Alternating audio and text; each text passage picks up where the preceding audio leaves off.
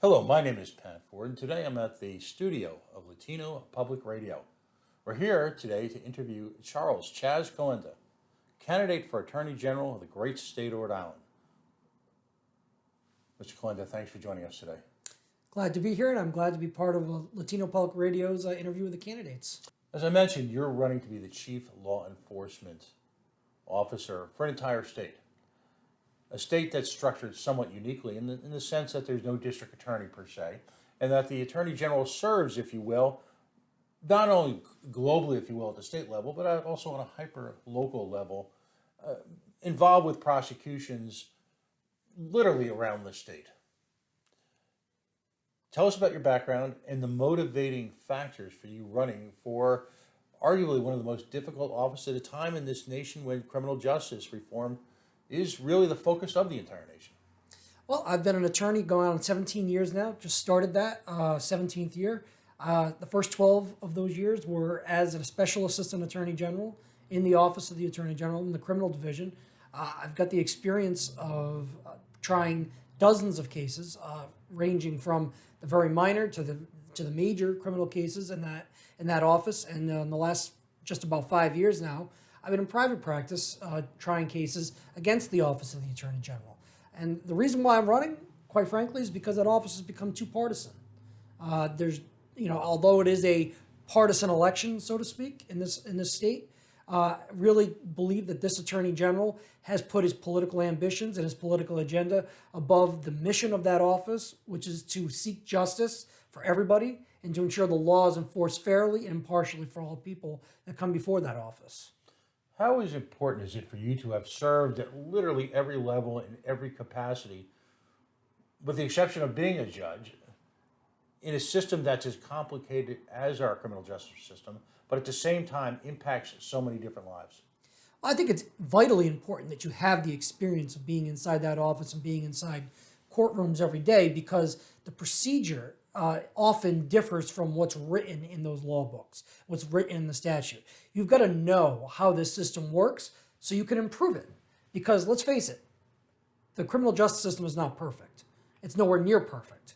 And there are improvements that can be made on the prosecution side to ensure that people are getting their due process rights protected, that fairness in the system is being protected, and that also the people of Rhode Island are being protected from violent crime.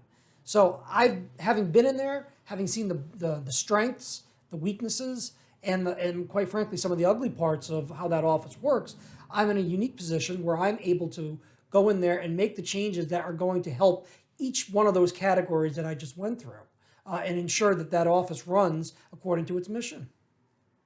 It's often said that there's what we think the law is, what we think the law should be, and quite frankly, what the law actually exists at.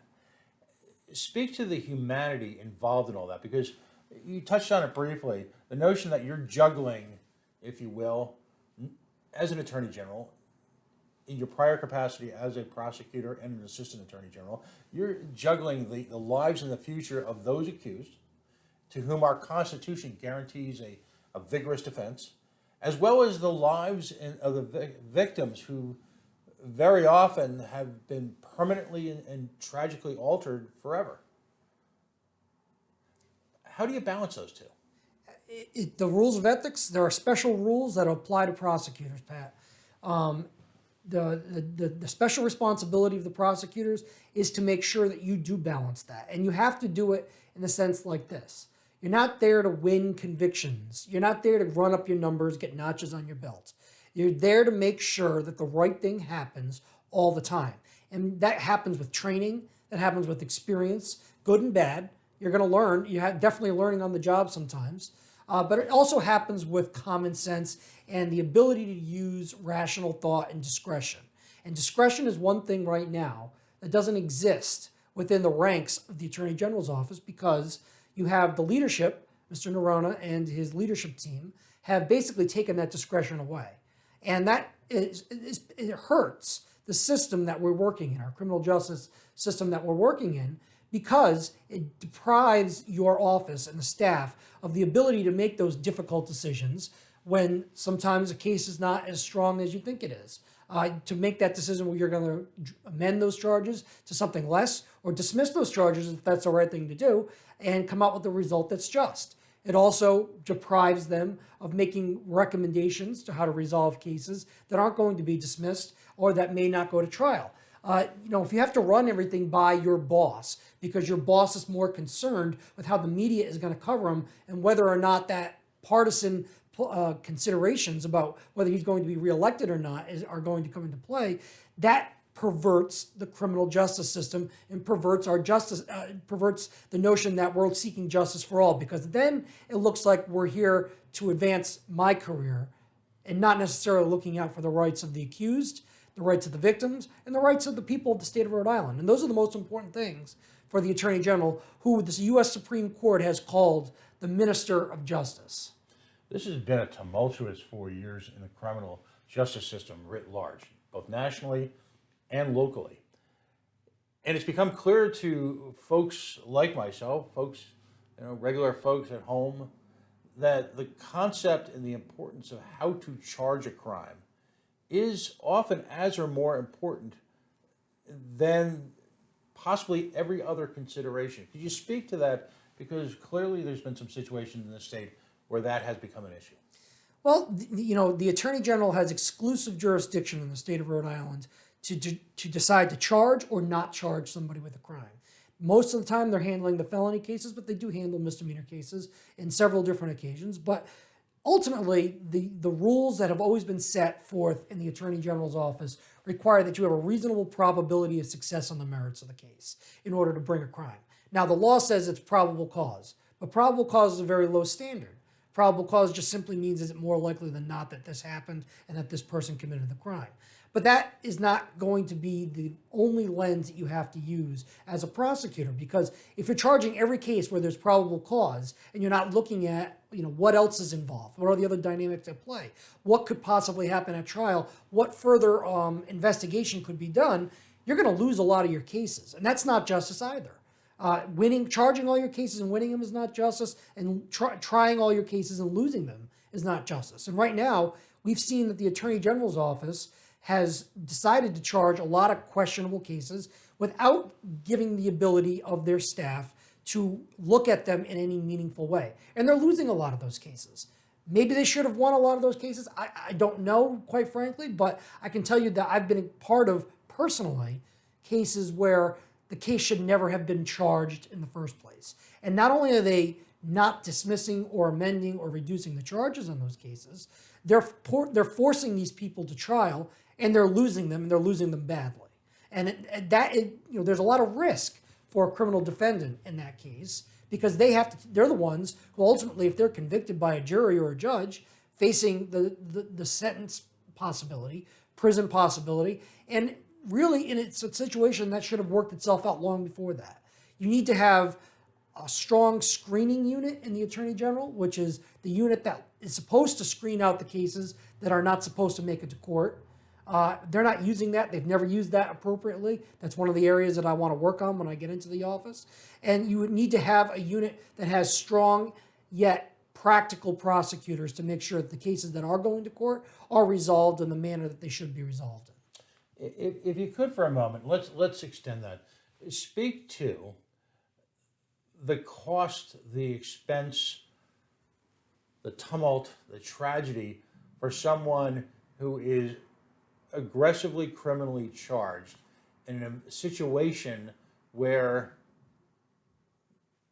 there's no real clarity. This isn't TV where right. After the first 20 minutes of the show watching the detective work that in fact this person deserves to go to the slammer. What does this do to someone's life to be charged with a crime, particularly a felony? Well, particularly a felony, I can tell you that it causes an immense amount of consternation, an immense amount of worry, because you're on bail while the case is pending. Mm-hmm. And many felony cases can go on for years. So, if you're always worried about, am I going to be rearrested? Is there something that they're not going to like about that what I'm doing in my personal life that's going to cause me to be a bail violator? And in which case, in Rhode Island, you could be held at the ACI for up to 90 days just for violating your bail. Doesn't mean you committed a new crime. It just means that the judge found by a preponderance of the evidence that you didn't keep the peace and be of good behavior. I mean, that's a very low standard. So it causes a tremendous amount of anxiety. And just having represented clients in those positions, hundreds of clients in those positions, I can tell you most of those cases are what you just described. They're not clear. They're not, within the first reading of, the 2 or 3 pages of the police report that, this is a clear-cut case. Most cases are not clear-cut. There's a lot of work that has to be done. So I can tell you that there is an immense responsibility with the chief prosecutor in our state to make sure they're doing their best to get it right, charging only the cases that have a reasonable probability of success, and making sure that they're going forward in an appropriate yet measured way when those cases are brought to court, because you are irrevocably affecting people's lives on all sides when you bring those cases to a court. Will you look to consider reform in the bail system so that the sheer accusation, in many cases, of being a bail violator can do irreparable damage to someone's life? Well, I think that in the cases where, somebody's out on bail and they're alleged to be in violation of their bail, that's where the Attorney General gets involved, even if they weren't involved in the first place. The Attorney General has, at that point, must get involved by statute. So I think we need to be very careful and very selective about who needs to be held without bail and who doesn't. It should not be a robotic, when somebody comes in with a bail violation, they call it a 46G. Somebody comes in and it's a robotic, well, we want to hold without bail. That's how it's been for years. That's how it is now. And it cannot be simply, a matter of routine that we're doing that, because you're right. There are a lot of people who may be on bail for even a minor offense, a minor misdemeanor offense. Mm-hmm. They come in with a new minor misdemeanor offense and they can be held without bail, and it happens more often than not. And that person probably has never seen the inside of the prison, probably up until that point may not have ever been involved in the criminal justice system. So, if you're not giving your prosecutors the ability to say, you know what, maybe there is a bail violation here, but we're going to release that person back out on a different set of circumstances, different set of conditions of bail, because we don't believe this person poses a danger to the community, that's appropriate in some cases. Mm-hmm. So I certainly am not going to be the type of person who says everybody needs to be held without bail simply because you're accused of doing something wrong.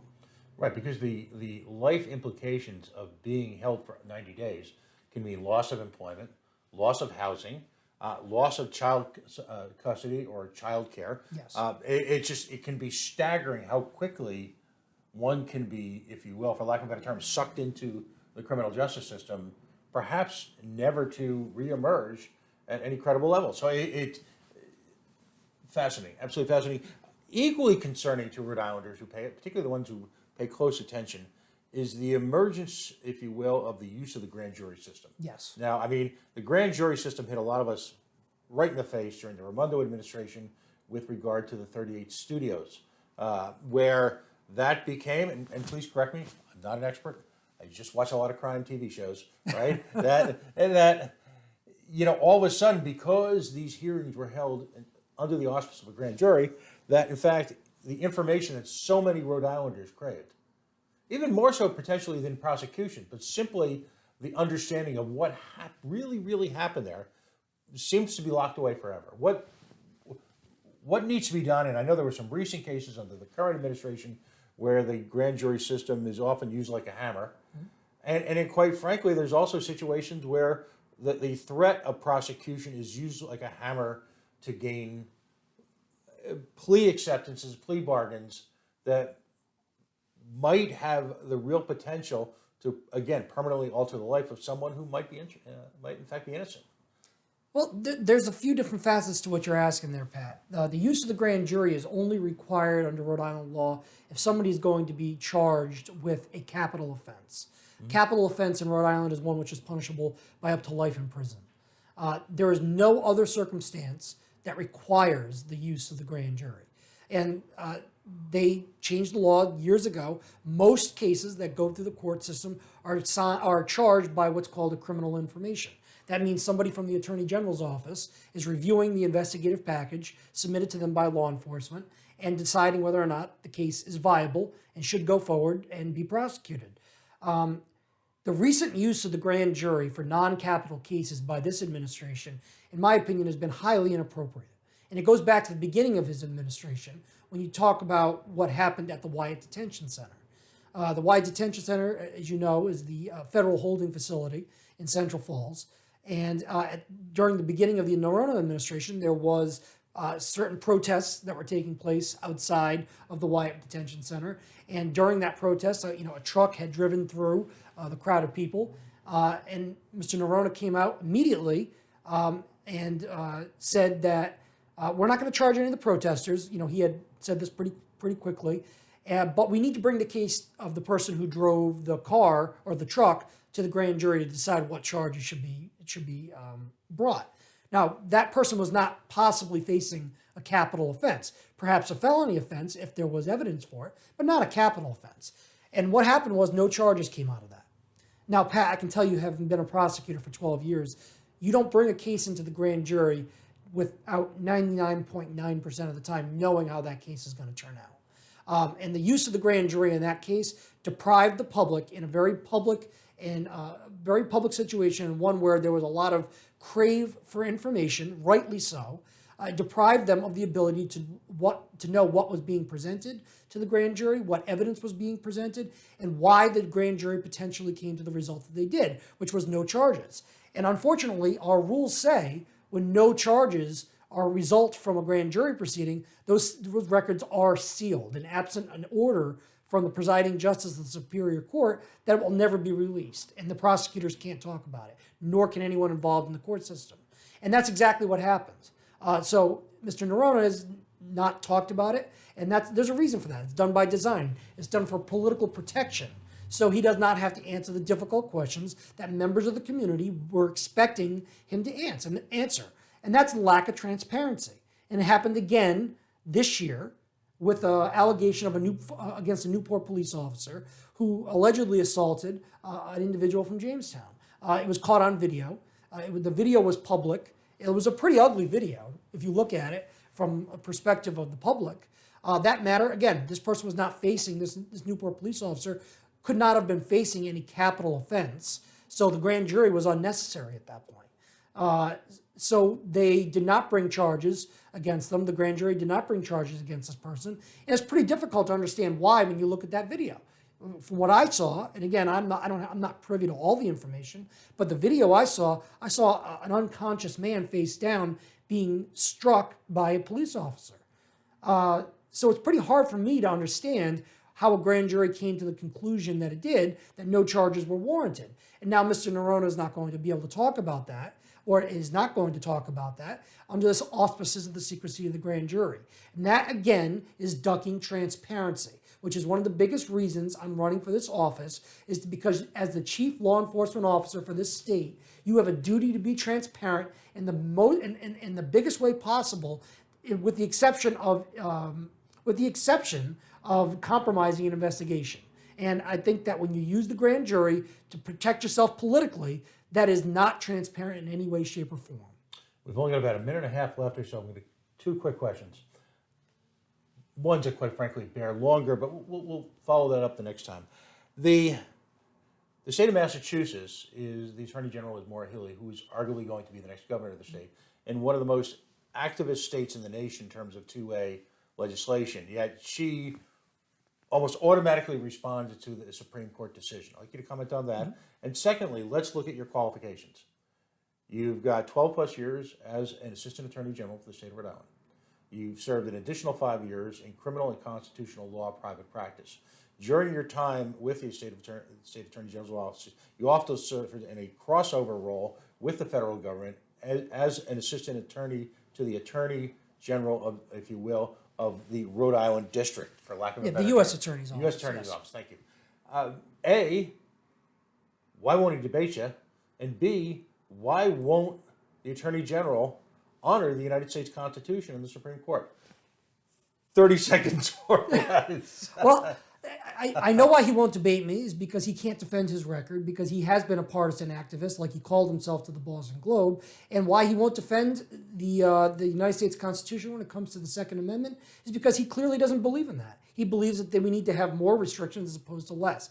He doesn't want. He thumbed his nose at the U.S. Supreme Court decision this past June when he said that nothing needs to change in Rhode Island when we have a statute that's on its face unconstitutional. That is not being a law enforcement officer. That's being an activist. We don't need an activist. We need a law enforcement officer, and that's going to be me when I'm elected to be the Attorney General. Website and social media?